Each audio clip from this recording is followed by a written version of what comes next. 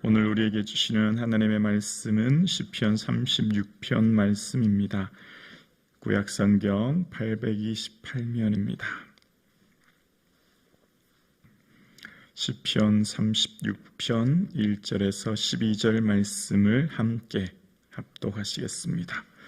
악인의 죄가 그의 마음속으로 이르기를 그의 눈에는 하나님을 두려워하는 빛이 없다 하니 그가 스스로 자랑하기를 자기의 죄악은 드러나지 아니하고 미워함을 받지 아니하리라 함이로다.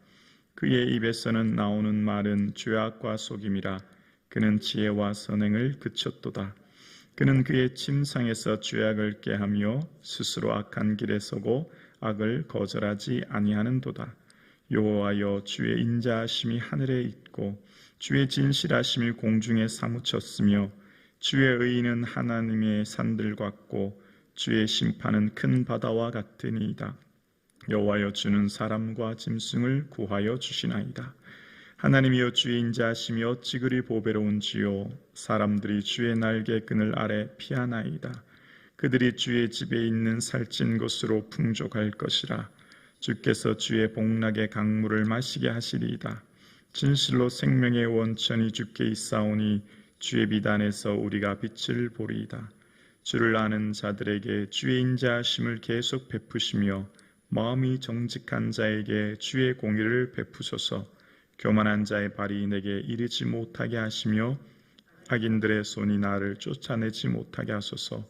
악을 행하는 자들이 거기서 넘어졌으니 엎드려지고 다시 일어날 수 없으리이다.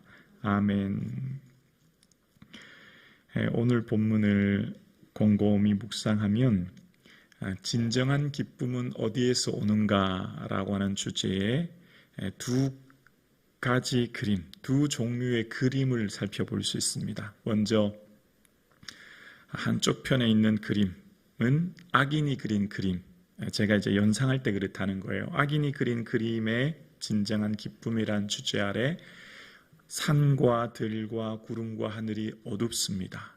그리고 짙게 어둡게 물들인 그 온 세상은 죄악으로 가득 차게 그려져 있고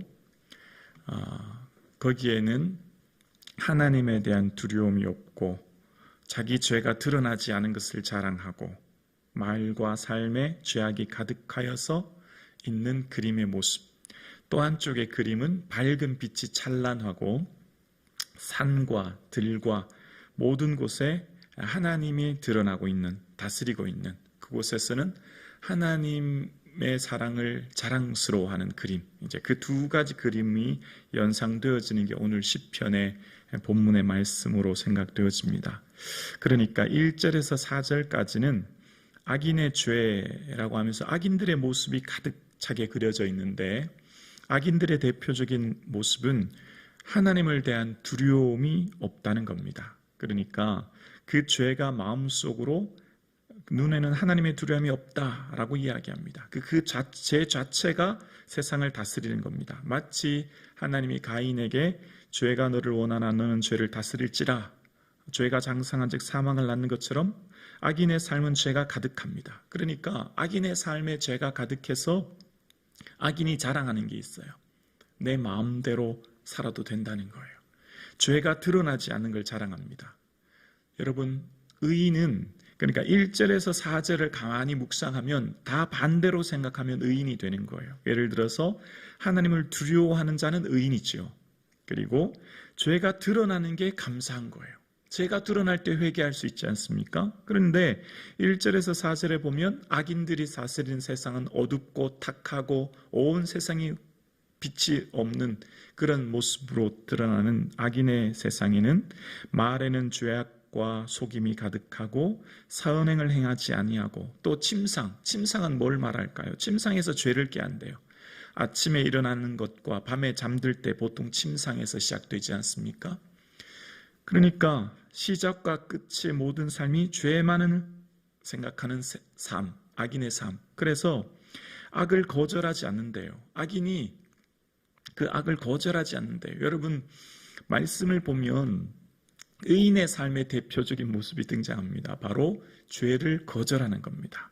그러니까 요셉이 주인의 아내가 요셉에게 동침하자고 하매 요셉이 거절하여 라고 이야기합니다. 요셉이 거절해서 주인에게 말하죠. 내가 어찌 그 낙을 하나님께 득지하리요. 창세기 39장 8절에 나오죠. 의인은 죄를 거절하지 않습니까? 모세도 마찬가지죠. 모세는 장성하여 바로의 공주의 아들이라 칭함받기를 거절하고 히브리서 11장 24절에 이야기합니다. 모세는 왕자로서의 삶을 거절하고 세상의 쾌락을 거절하고 세상의 즐거움을 거절하고 하나님을 향해 걸어가는 길을 걸어갔다는 거죠. 그러니까 1절에서 4절에 어둡고 탁하고 온 세상이 죄악으로 가득한 악인의 세상을 볼 수 있는 반면 5절에서 7절은 모든 것이 빛으로 가득한데 거기는 하나님이 다스리는 통치가 가득한 겁니다. 인자가 하늘에 가득합니다. 진실함이 공중에, 저는 이렇게 공기라고 생각합니다. 진실함이 온 세상을 공기에 가득하고 의의가 산들에게, 심판이 바다에 가득한 하나님이 통치와 다스림이 가득한 세상을 5절에서 7절까지 이야기합니다. 그래서 이곳에서는 의인이 살아가는 세상이고 의인이 살아가는 세상에 밝은 빛이 찬란하고 하나님이 다스리시는 산과 바다와 들과 모든 곳들에는 하나님의 사랑, 인자라고 하는 헤세드라고 하는 사랑이 가득한 세상. 그래서 이 의인이 다스리는 세상의 자랑거리, 보배로 여기는 것이 바로 하나님의 인자입니다. 7절에 보면 하나님이여 주의 인자하심이 어찌 그리 보배로운지요. 그러니까 죄인이 다스리는 어둡고 탁한 세상의 그림은 죄악이 드러나지 않은 것을 자랑하지만 하나님이 다스리시는 세상에 살아가는 의인들은 하나님의 사랑, 하나님의 인자를 자랑합니다. 보배롭게 여깁니다. 자, 여기서 의인과 악인은 특징이 있죠. 무엇을 자랑하며 살 것인가 라는 거예요. 오늘 함께 예배 드리시는 사랑하는 성도님, 여러분의 자랑거리는 무엇입니까? 여러분이 보배롭게 여기는 게 무엇입니까? 여러분이 그토록 소중히 여기는 게 무엇입니까? 그것을 향해 우리는 모두 달려가고 있죠. 오늘 함께 예배드리신 사랑하는 우리 성북지원 가족 여러분, 우리가 보배롭게 여길 것이 하나님의 사랑입니다. 하나님의 은혜입니다. 하나님의 자비하심입니다. 인자라고 하는 헤세드는 한결같은 사랑, 은혜, 그다음 이런 것을 이야기하는 거죠. 하나님의 은혜를 보배롭게 여기는 사람이 의인이라는 거예요. 그러니까 오늘 예배드리시는 여러분, 우리가 오늘 살아가는 우리의 참된 기쁨이 어디서 올까요? 그러니까 제가 처음 서두에 말씀드렸죠. 두 가지 그림에 대해서. 그 주제가 참된 기쁨이 어디서 오는가라는 주제였죠. 악인은 내 마음대로 살아가는 것이 내 기쁨이라고 생각해요. 죄가 드러나지 않고 내 마음대로 살아가는 삶, 죄를 자랑하죠. 근데 의인은 하나님이 다스리시는 세상이기 때문에 하나님의 사랑을 보배롭게 여겨요. 그래서 8절에 보면 8절 함께 봉독할까요? 그들이 주의 집에 있는 살찐 것으로 풍족할 것이라 주께서 주의 복락의 강물을 마시게 하시리다. 아멘.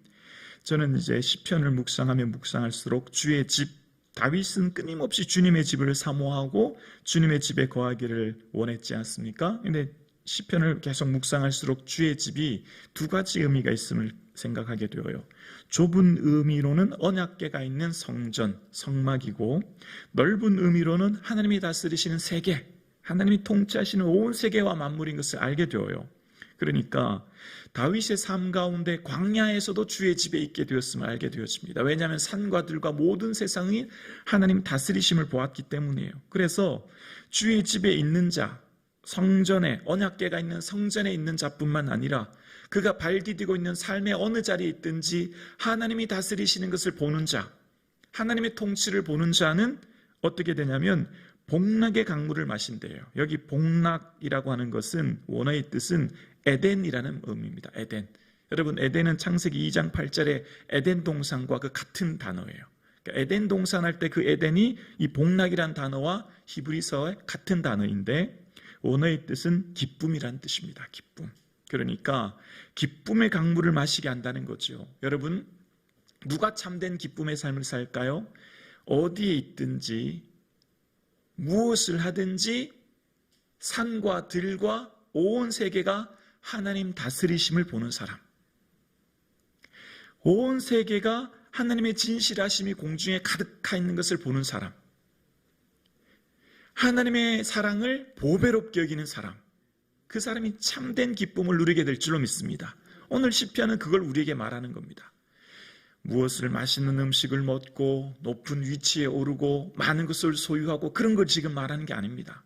그러니까 내가 발 디디고 있는 것이 어디 있든지 초막이나 궁궐이나 주님과 동행하고 주님과 내 주 역사하시는 내 안에 계신 예수님과 함께 걸어가며 어떤 삶의 자리에 있든지 주님 생각하고 주님의 사랑이 보배롭다는 것을 기억하는 사람, 그 사람의 마음엔 참된 복락의 강물, 기쁨의 강물을 마시게 될 줄로 믿습니다. 그것을 오늘 시편이 우리에게 말하고 있는 거죠. 그러니까 이 세상 살기가 얼마나 힘이 들고 어렵습니까? 참 지치고 어렵죠. 세상에 한 가지 어려움이 넘어가면 또다시 어려움이 오고 파도와 같이 밀려오는 수많은 고난의 삶을 살아가는 우리에게 참된 기쁨을 찾기가 참 힘이 들어요. 끊임없는 근심과 염려와 두려움이 가득한 이 세상에 복락의 강물을 마시는 비결이 하나님 다스리시는 산과 들과 바다를 보는 것입니다. 우리의 삶 가운데 하나님의 인자하심을 귀히 여기는 거죠. 여기에 참된 기쁨이 있다는 거예요. 그래서 시편 오늘 다윗이 9절에 이런 고백을 합니다. 진실로 생명의 원천이 주께 있사오니 주의 빛 안에서 우리가 빛을 보리다. 생명의 근원이 어디 있다고요? 주님께 있다는 거예요. 살고 죽는 것, 인생의 시작과 끝, 태어나고 죽는 것, 하루의 시작과 끝, 들숨과 날숨, 모든 시작과 마침의 근원이 주님께 있다는 것을 고백하는 자, 내 앉고 일어섬을 아시며 내 생각을 아시는 주님, 내가 태어나서 내 생명을 마칠 때까지 하나님이 날 붙들고 있다고 하는 것을 믿는 자, 그 사람에게 참된 기쁨이 있고 그 빛 안에, 주님의 빛 안에 거하게 됨을 우리는 믿습니다. 오늘 함께 예배드리시는 사랑하는 성도님, 참된 기쁨, 참된 복락의 강물을 누가 마실까요? 산의 진미를 먹고 호화호식하며 좋은 집에 살고, 오늘 성경은 그걸 말하지 않습니다. 인자하심이 5절에 보면요, 인자하심이 하늘에 있고 진실하심이 공중에 사무쳤고, 공중이라는 샤크는 구름이라는 의미거든요. 산과 구름, 또 6절에 보면 산들에는 하나님의 의가 있고 큰 바다에는 주의 심판이 있는 것을 보는 사람, 온 세계 만물이 하나님이 다스리심을 있는 것을 보는 사람이 참된 기쁨을 누리게 될 줄로 믿습니다.